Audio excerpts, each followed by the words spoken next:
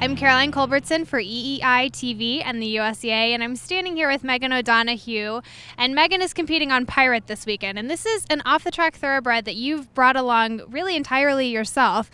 So when did you first lay eyes on Pirate? He was a 3 coming 4-year-old at the racetrack. He actually was at a training track.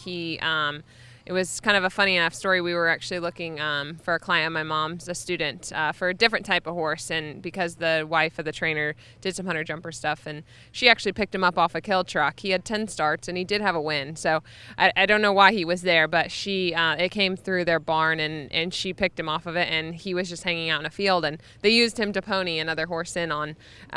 So he just had this big old Western saddle on this scrawny 3-year-old horse, and I don't know, I just fell in love with him and his expression, I think, more than anything, because his type was nothing to look at that point. I knew he was short coupled and good looking, but I was only 15 too, so I was a kid at the time. So, but there was something about him that really just, he just caught my attention. So when I was that young, and we kind of made it work from there.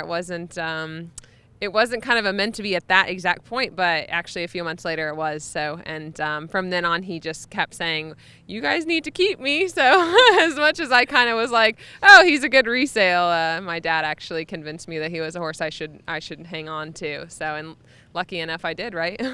Yeah, and you really stuck with it with him. And at what point did you kind of realize that you had like a pretty big time horse on your hands? Yeah, I was a little bit older then, and I was sitting in a community college because I figured I should try school for a little bit anyway. I've watched my parents,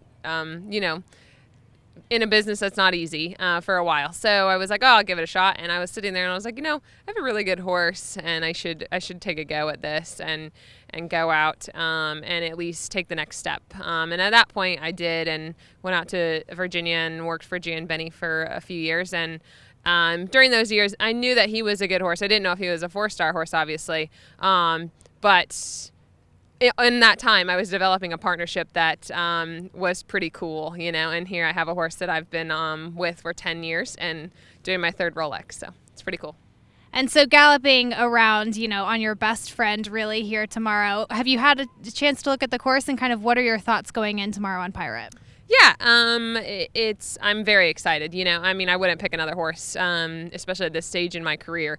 This will be our 3rd trip around in 3 years, which is really cool that we haven't missed to Kentucky in the last 3 years. But it's definitely the biggest Kentucky of the 3 years, for sure. He's made some changes. I think that even though the length of the course is a bit shorter, just by a few seconds, I think actually it's going to ride more difficult as far as the time and the stamina needed for it, because of the way he's laid the track across the land. There's more pulls, and the style of jumps are not little. I think throughout the whole course they're very solid, and he doesn't let up all the way around. And so I think it's going to take a lot out of the horses, and I think you have to be a very accurate rider, give them good rides all the way around so that you do have some horse left. But I think it's gonna play a big role in the standings. But I'm looking forward to it. He's fit, and we've only built on fitness. So, I'll ride to plan, and hopefully it all works out, and I bring home a good, safe horse. So. Great. And we had some fans write in with their questions, and one of those questions is, how long have you been training to be here? Well, essentially my whole life, I started out in the saddle probably from the beginning, from day one when I was able to come home and Mom released me from the house, so they probably plopped me up on a horse. So it's been a dream, ever since, and it still seems a little bit like a fairy tale every time you come here. It's definitely not old hat to me yet. So I don't take it for granted, and I'm blessed not only for the horse but also everyone that's behind me, that's really cool. But yeah, a day in and day out, whether I'm on a young horse or Pirate, it's a journey to get here, and that's all part of it. So. Great. Our next question is, what qualities are important in a 4-star horse, and what about Pirate jumped out at you and set him apart?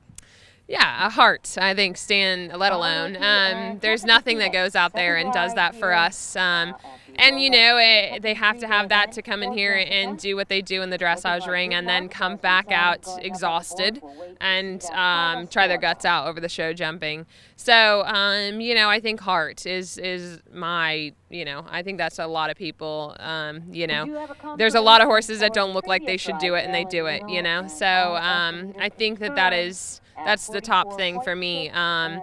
And he withholds that for sure, He never says no to anything I ask of him, whether it's trying to practice my half pass or going and jumping a cross-country exercise, So I think that you have to have a horse like that. And our final question for you, Meghan, is after Rolex, does your horse get a vacation? And if so, how long? He does. He absolutely does. He's spoiled rotten, but he does get a vacation. He's a little bit more of an old-fashioned horse. He does find training for these disciplines, not technically easy. So he gets a good little vacation, a good little break where he's pampered and still loved on every day and told how good he is. But you have to do that in moderation as far as fitness goes, and then kind of what the plan is next, obviously. But yes, he enjoys vacations. So great. Thank you so much, Meghan. Good luck tomorrow. thanks.